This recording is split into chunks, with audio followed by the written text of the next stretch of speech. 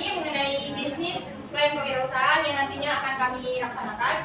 Nah, kami dari kelompok 3 yang beranggotakan saya, Susanyawati, kemudian ada rekan saya, Yohana Simandulang dengan NIM 2103020056, lalu ada Risnawati Siaan dengan NIM 2103020058, lalu ada Delia Indah dengan NIM 2103020066, lalu yang terakhir itu ada Yusasri Amanda dengan NIM 2103020068. Selanjutnya ada Rizka Arianti dengan NIM 2103020055.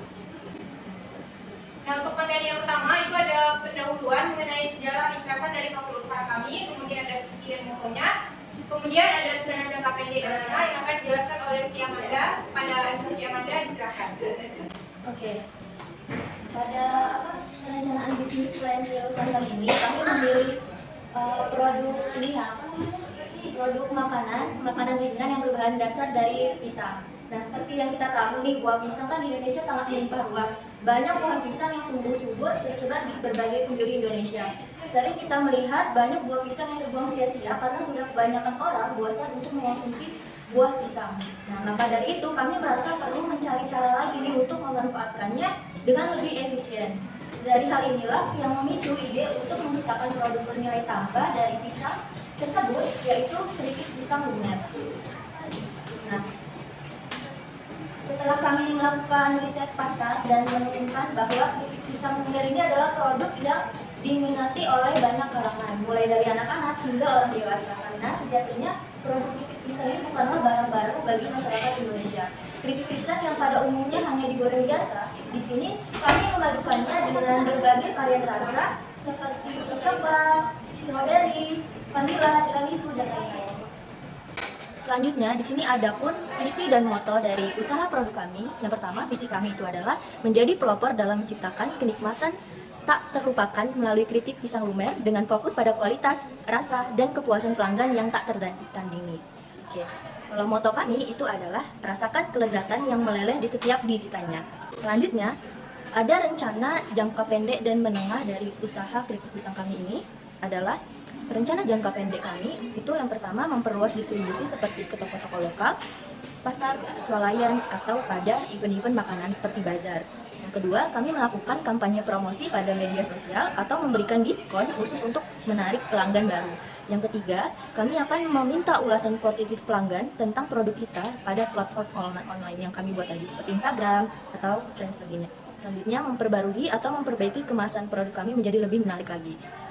Untuk rencana jangka menengah kami itu adalah melakukan eksplorasi varian rasa baru pada produk keripik pisang kami.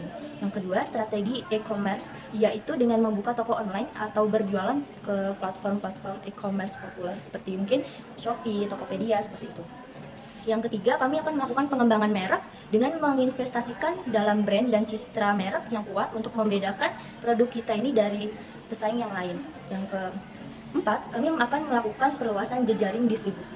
Yang terakhir, ini kami akan melakukan analisis penjualan seperti memantau penjualan dan umpan balik pelanggan secara rutin. Lalu kami akan gunakan data ini untuk meningkatkan produk dalam strategi kemasan. Oke, untuk profil produk keripik pisang lumer kami bisa dilihat di sini. Selanjutnya itu untuk aspek produksi, ada bahan baku dan bahan pembaku.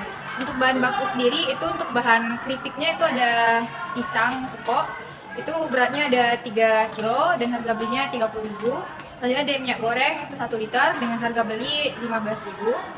Kemudian untuk bahan campuran lumernya itu ada strawberry DCC 250 gram dengan harga 12.000.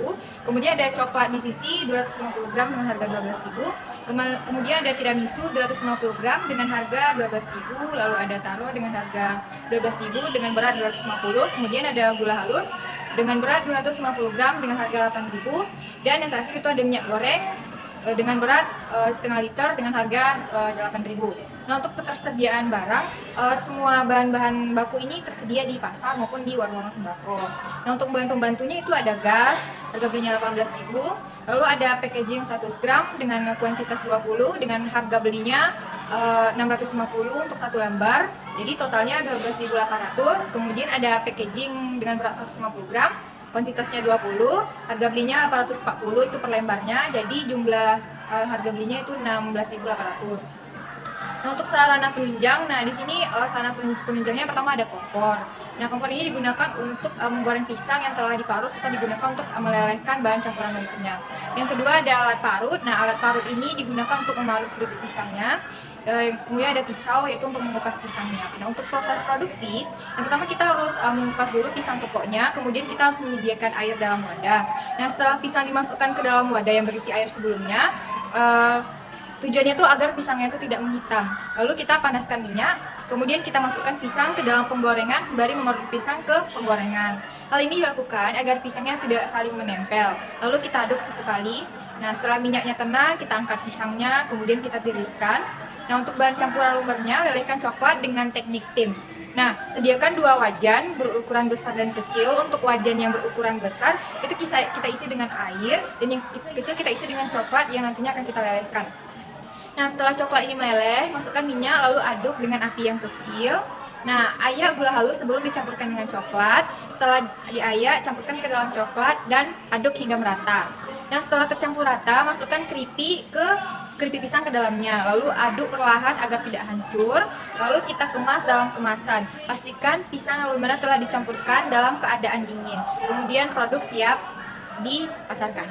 Baik, saya akan menjelaskan tentang sumber daya manusia, kapasitas produksi, dan biaya produksi dan operasional. Nah, untuk sumber daya manusia, pembagian kerja antara bagian produksi dan bagian manajemen dalam pembuatan keripik pisang melibatkan beberapa tahap sebagai berikut, yaitu pertama, bagian produksi.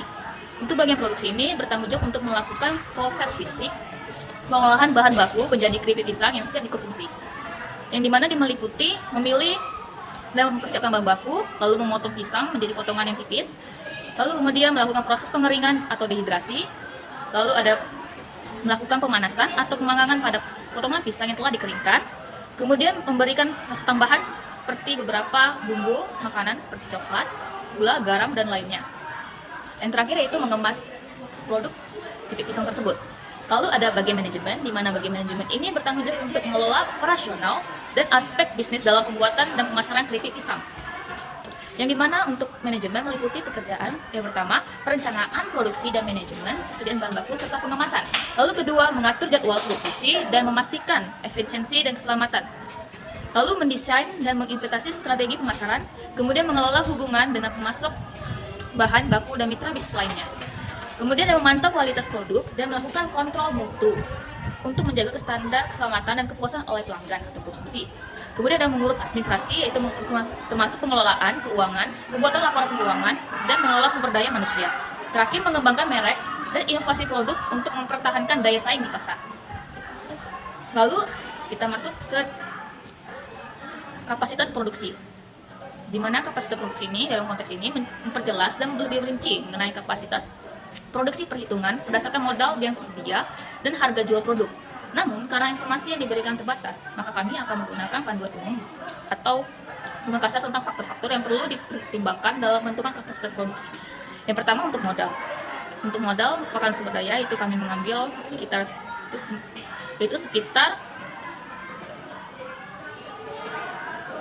sekian untuk beberapa bahan baku seperti peralatan, membayar SDM yaitu sumber daya manusia, dan kemudian berbagai kebutuhan operasional lainnya. Lalu ada untuk harga jual produk, di mana harga jual produk ini merupakan harga yang ditawarkan kepada pelanggan untuk setiap unit produk yang dijual. Kemudian ada biaya produksi meliputi biaya bahan baku, biaya pembelian atau pemeliharaan sarana penunjang dari biaya sumber daya manusia.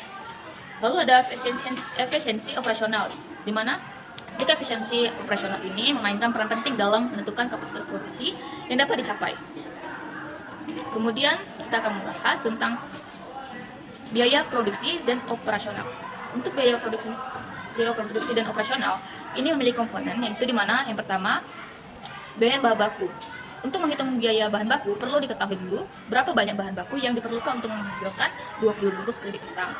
Nah, kemudian ada biaya pembelian atau pemeliharaan sarana penunjang, di mana biaya ini meliputi pembelian atau pemeliharaan peralatan produksi dan infrastruktur penunjang seperti kompor, penggorengan, dan alat lainnya yang untuk digunakan oleh keripik pisang. Lalu yang ketiga itu biaya sumber daya manusia atau SDM. Biaya SDM ini meliputi biaya karyawan, yaitu seperti kami, yang melibatkan produksi keripik pisang tersebut. Lalu ada biaya lainnya yang juga perlu dipertimbangkan atau diperhitungkan adalah biaya pemasaran, biaya administrasi, dan biaya transportasi. Biaya pemasaran meliputi promosi, yaitu iklan dan penjualan produk. Biaya administrasi mencakup pengeluaran, peralatan, dan biaya administrasi umum. Untuk biaya transportasi akan tergantung pada jarak lokasi produksi dengan titik distribusi atau pelanggan. Oke, selanjutnya yaitu aspek keuangan. Nah, di sini karena kami belum terjun untuk ke lapangan, jadi kami belum mengetahui bagaimana proporsi keuntungannya. Jadi untuk yang pertama itu saya jelaskan dulu mengenai strategi sumber pendanaan usaha. Nah, di sini sumber pendanaan usaha kami itu kami patungan atau kami bagi-bagi secara rata tiap orang. Nah, di sini kelompok kami itu berjumlah 6 orang di dalam satu kelompok. Jadi masing-masing itu kami kutip untuk satu orang itu 70.000. Jadi untuk pendanaan itu kami ada untuk modal awalnya itu 420.000. Nah, selanjutnya ada proyeksi keuangan. Nah, di sini seperti yang saya jelaskan tadi, karena kami itu belum mengetahui secara pasti bahan bakunya secara langsung dan kami juga belum melakukan proses pemasaran. Nah, jadi kami belum mengetahui secara pasti keuntungan dan kerugian yang ada. Dan untuk analisis keuntungannya itu kami akan menetapkan melalui nilai BEP, tapi karena kami belum bisa untuk melakukan pemasarannya, belum ada melakukan pemasaran, jadi kami belum bisa juga menemukan berapa nilai BEP. Oke, baik. Di sini saya akan menjelaskan tentang aspek pemasaran. Nah, di mana di aspek pemasaran ini saya menjelaskan 3. Yang pertama itu segmen pasar, target pasar, dan kompetitor lokal. Nah, adapun segmen pasar dari usaha yang kami lakukan yaitu konsumen yang cenderung saling mempengaruhi satu sama lain sehingga berhasil membantu mempromosikan produk ini sehingga menarik konsumen untuk membeli sekaligus mempromosikannya. Konsumen yang ingin merasakan atau mengkonsumsi jajanan kekinian yang kami usahakan. Terus target pemasarannya pada usaha kelompok kami kali ini memilih segmen pemasaran kepada mahasiswa, dosen, dan kalangan umum.